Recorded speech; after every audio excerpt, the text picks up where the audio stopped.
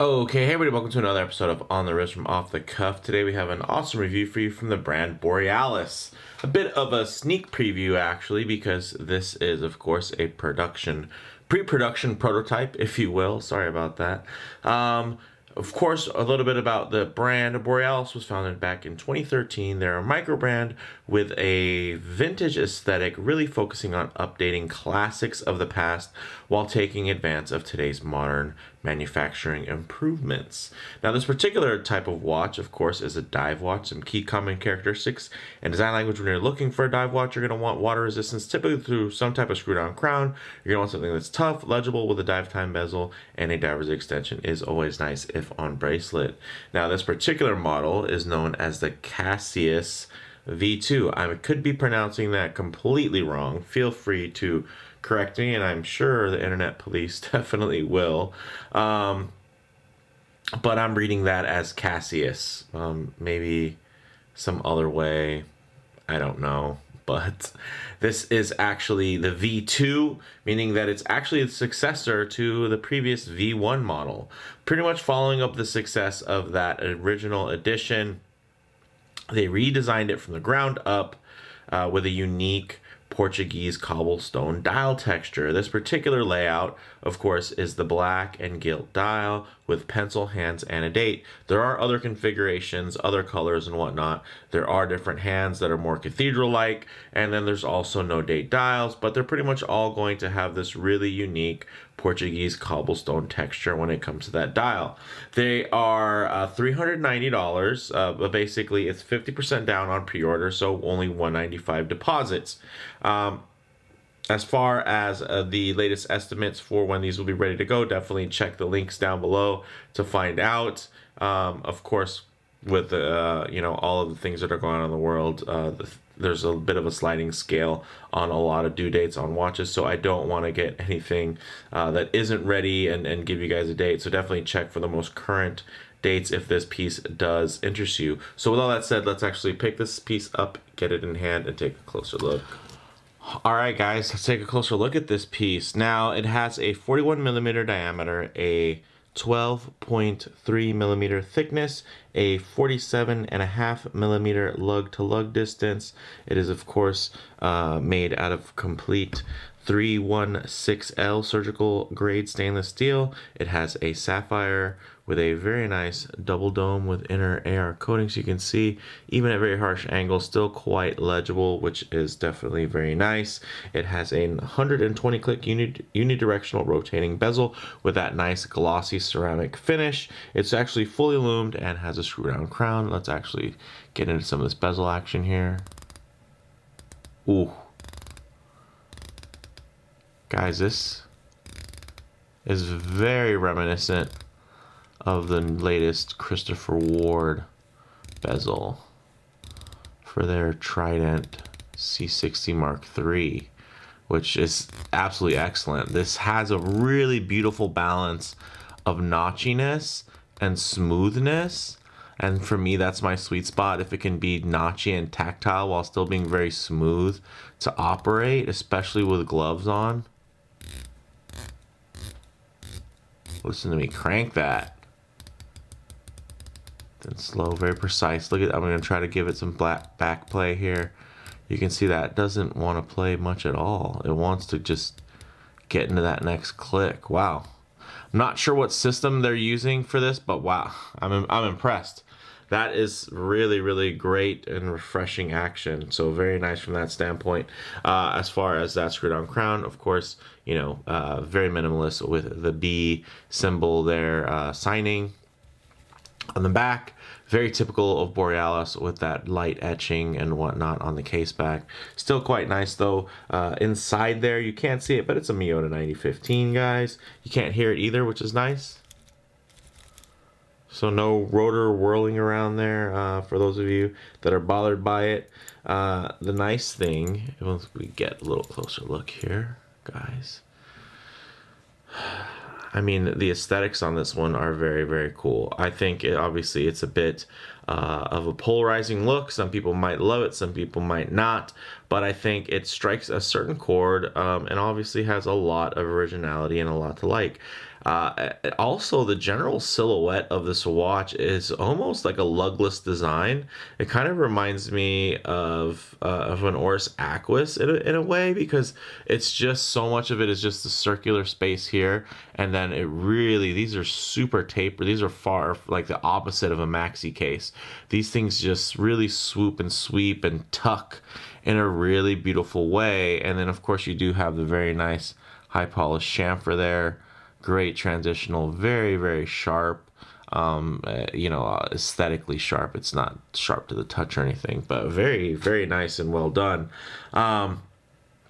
Now, this dial itself, of course, it's textured. It has applied indices. It uses BGW9 Superluminova. It has 30 meters.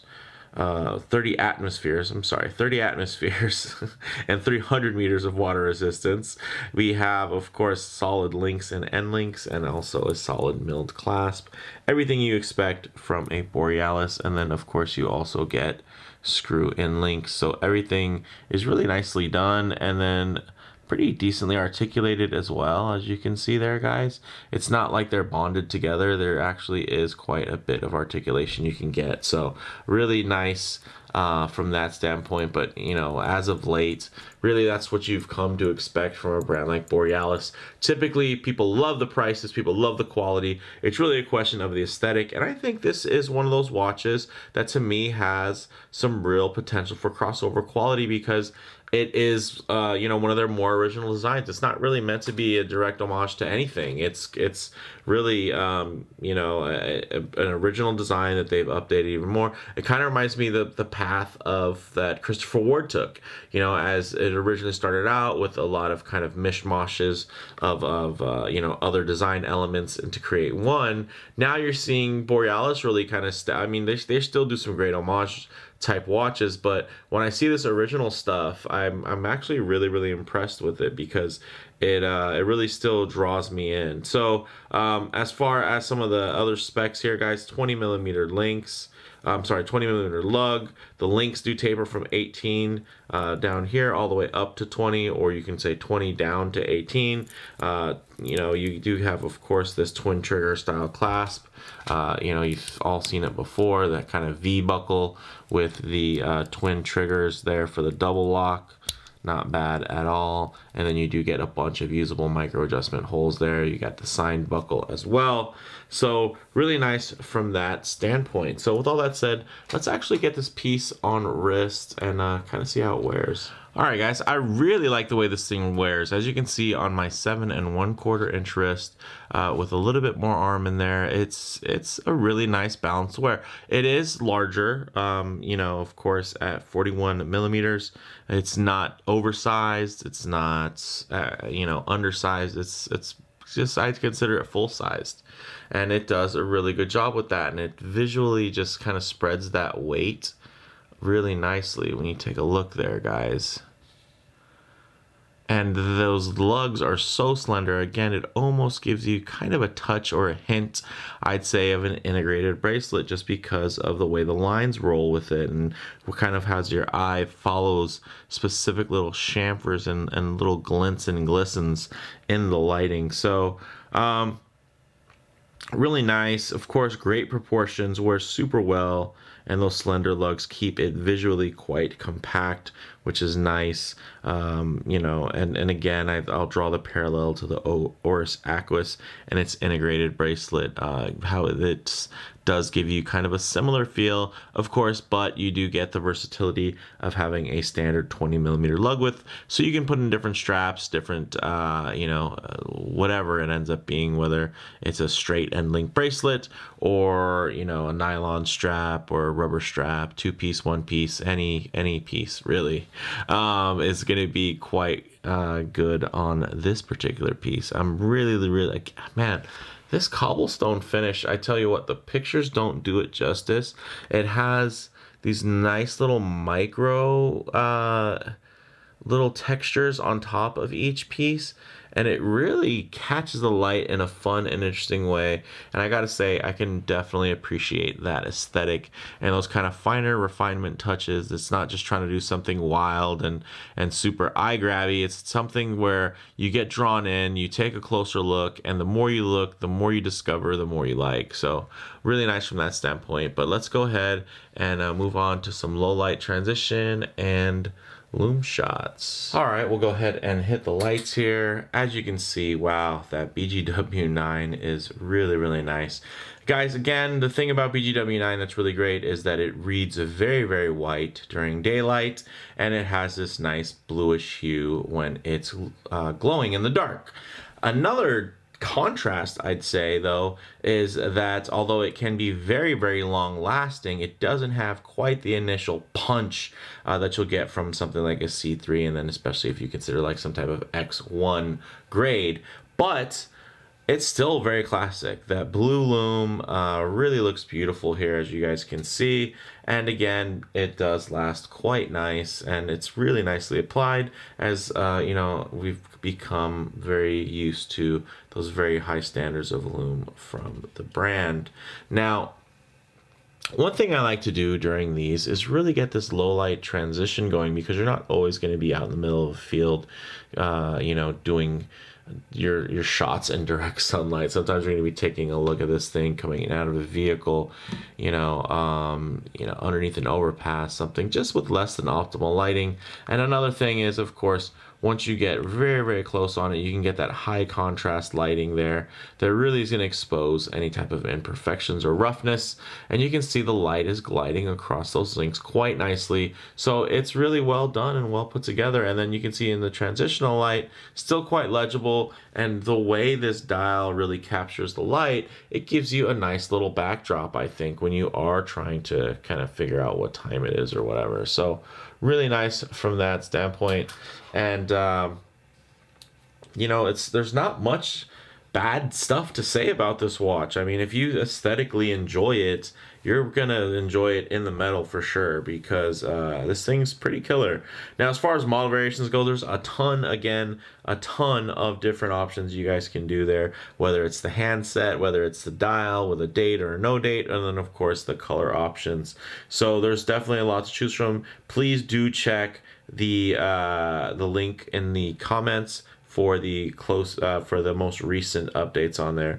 As far as comparable models go, I'd say it's kind of tough, and not because of the spec, because the specs themselves, although they're strong, they're, you know, at this point 300 meters of water resistance in a Microbrand with ceramic and sapphire, like those aren't super unheard of things. But I think what really makes this watch special is the fact that you can get them very, very cheap at $390, and then if you do the $195 deposit up front, then you're really just paying that twice. So it's quite accessible from that standpoint. Really, you can get your hands on it, and I think it's a really cool piece. I'd say really the bottom line here is this is just another great blend of vintage and modern from the Borealis team. That's just their bread and butter, guys. They find these really interesting and fun ways of mixing that vintage aesthetic with a modern build, and really making sure that you feel like all the stops are rolled out for you. So if you guys like the video, well, number one, let me know what you think in the comments below. But if you like the video, please do hit like, and if you haven't, please subscribe for more content just like this. Thanks, guys.